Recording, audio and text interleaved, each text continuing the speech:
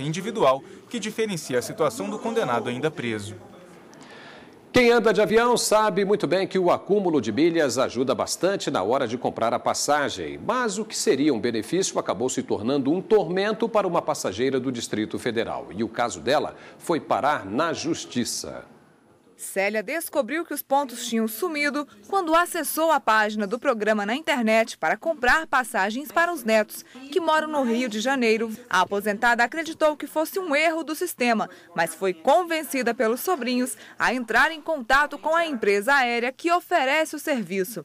Mesmo em contato com a TAM durante um mês, ela não conseguiu resolver o problema. Foi aí que a consumidora decidiu entrar com ação na Justiça. Quando eu entrei no site para adquirir os bilhetes com as milhas, tinha 1.000 e poucas milhas, sendo que eu já tinha quase 80 mil.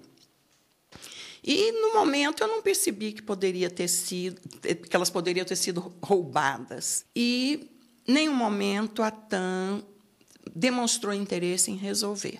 Isso me levou a procurar o juizado de pequenas causas. O juiz acatou a alegação da TAM de que a consumidora não teve cuidado ao acessar o programa na internet e que ela pode ter repassado a senha de acesso a outras pessoas e, por isso, ela não recebeu indenização.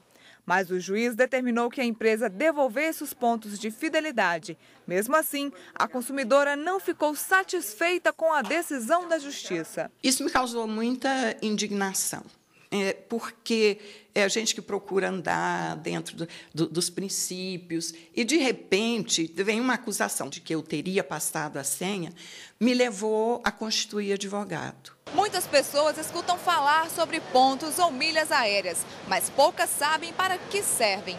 Eles fazem parte de um programa de fidelidade oferecido pelas companhias aéreas. Assim, o consumidor pode trocar estes pontos por vantagens ou passagens. Existem duas formas de acumular esses pontos: voando ou utilizando o cartão de crédito. De acordo com este advogado, a empresa também é vítima deste tipo de fraude, mas como fornecedora do serviço, assume a responsabilidade. A lei estabelece que qualquer empresa assume o risco a partir do momento que ela comercializa algum tipo de produto ou serviço. O ideal era que a empresa também oportunizasse um balcão de atendimento para quem prefere não utilizar a internet, para que essa pessoa fosse lá e efetivasse a troca dos pontos. A companhia aérea TAM informou que só vai se manifestar na Justiça. E para falar mais sobre esse tema, nós vamos conversar agora aqui em nossos estúdios com o especialista em Direito do Consumidor, doutor Leandro Rufino. Muito boa tarde, doutor. Boa tarde. Gostaria de começar perguntando se existe uma lei específica que regulamente o programa de milhagem no Brasil. Veja bem, o programa de milhagens trata-se, na verdade, de uma relação contratual que beneficia o consumidor. Isso é amplamente difundido em outros países. No Brasil, é o primeiro produto que toma as proporções as dimensões que esse programa de milhagens tem. Não existe uma legislação que seja específica ao programa de milhagens ou a essa espécie, ou à fidelização, a esse serviço de fidelização que os fornecedores têm. Na verdade, o que regulamenta é o Código de Defesa do Consumidor. Por se tratar de uma relação de consumo, essa relação contratual não pode, em hipótese nenhuma, contradizer ou contrariar aquilo que a legislação consumerista estabelece. Tá certo. Então, quais são os direitos do consumidor em relação a esses programas de fidelidade? O consumidor tem o direito a conhecer o produto, de forma ampla e de forma precisa. Então, o que acontece? O fornecedor é obrigado a transmitir ao consumidor, seja por meio eletrônico ou por meio físico, todas as normas contratuais que regem esse programa. O consumidor é obrigado a atender, para receber o benefício, as normas impostas pelo fornecedor, mas o fornecedor é obrigado também a externalizar isso, a publicizar isso, de forma precisa ao consumidor. É aquela história, o consumidor tem o direito de saber a regra do jogo, as normas contratuais que regem o programa de milhagem. Agora, cada companhia pode estabelecer regras diferentes, desde que não contrarie a nossa norma, né, que lida com a relação consumerista. Tá, e como tem que ser, né, disponibilizada a informação sobre o extrato do consumidor que está nesse programa de fidelização? A legislação trata única e exclusivamente de ser ampla e precisa essa divulgação, essa disponibilização. Não existe uma regulamentação precisa quanto à forma que tem que ser feita, né? Agora, hoje, com a divulgação, com a disponibilização da rede, né, da rede via internet, da rede de computadores, isso tem que ser disponibilizado ao consumidor por meio de senha, tanto a regra quanto o seu extrato pessoal, a sua condição atual. Tá certo. E pode haver cobrança de taxa para o programa de fidelidade ou não?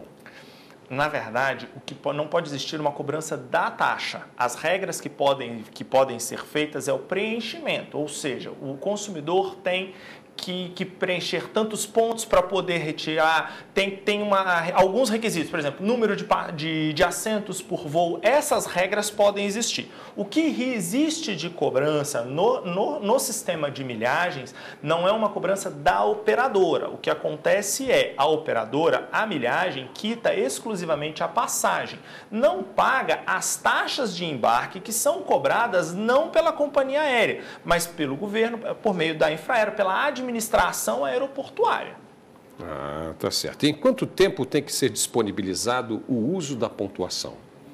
Na verdade, o uso da pontuação ele vai ser disponibilizado para o consumidor no período em que a contratação, que a regulamentação contratual estabelecer. Por vias razoáveis, temos hoje o quê? A liberação desses pontos entre 1 semana e 30 dias. Muitas vezes acontecem antes, mas não existe uma obrigação legal de que obedeça ao prazo.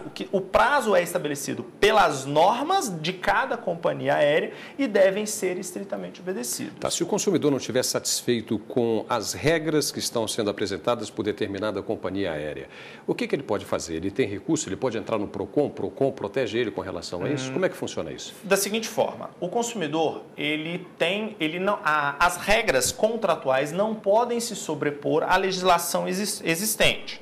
Ok. Agora, aquilo que está de acordo com a legislação pré-existente, o consumidor tem o seu principal poder de consumidor, né? A sua força de consumo em optar por um ou por outro fornecedor de serviço que vai trazer as regras as benesses mais razoáveis no seu entendimento. Agora, existindo qualquer contrariedade à norma, existindo qualquer transgressão, omissão de informação, ou no caso vertente, o sumiço dos pontos, né? Cabe ao consumidor buscar os órgãos de defesa, seja o PROCON, seja a delegacia do consumidor, seja a própria justiça, para ver reparado. O que acontece? Os pontos são tidos, esse sistema de pontuação e de milhagem, são tidos como patrimônios do consumidor. Eles são embutidos no preço do produto e, uma vez que eles são integrados ao consumidor, eles não podem de qualquer sorte ser dali extraídos. Ele faz direito àquilo e ele tem o direito de utilizá-lo. O sumiço indevido, a mudança de regras no meio no meio do processo tem que ser observado de forma com muita cautela. Outro ponto que é importante ser trazido é que existe hoje em trâmite na Câmara um projeto de lei que fixa um limite, a imprescritibilidade desses pontos. Hoje, as companhias aéreas, os cartões que gerenciam isso, eles limitam a utilização dos pontos a determinado tempo. Esse projeto de lei visa o quê?